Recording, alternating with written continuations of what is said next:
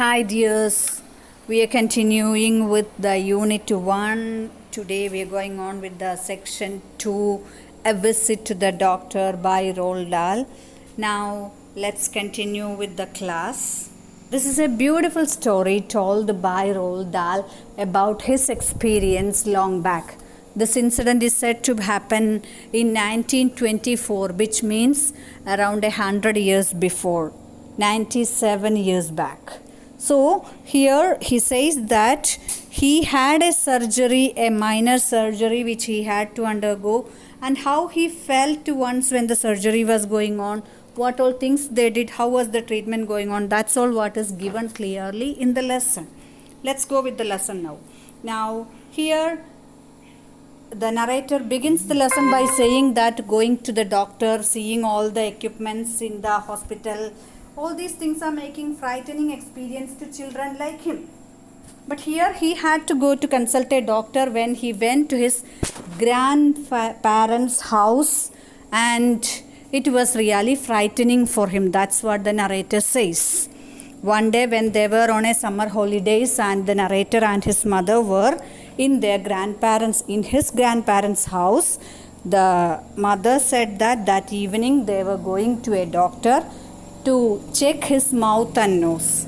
He didn't understand what is his problem with his mouth and nose. Then he asked what is the problem with his mouth and nose. And mother said she did not know much about it, but she suspected that it is adenoids.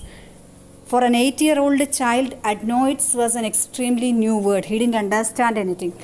Then he asked what is adenoid.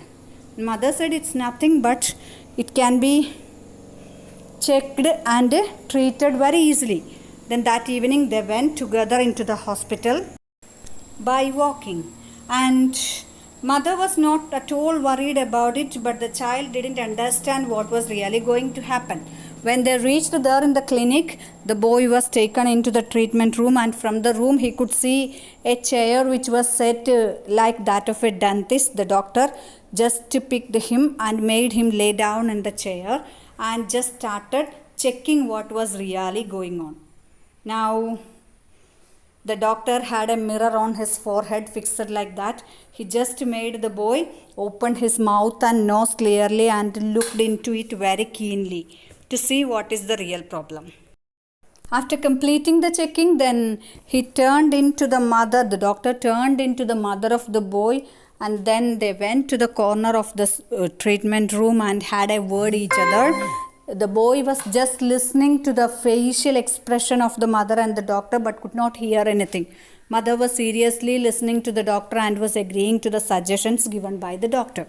And then the doctor took a bowl and boiled some water and kept some instruments, shiny steel instruments, into the water, and then he started boiling them. It was like sterilizing some instruments, treatment instruments. And then in a sudden, a nurse came inside and he just made the boy prepared for the treatment. She took an apron which was longer than him.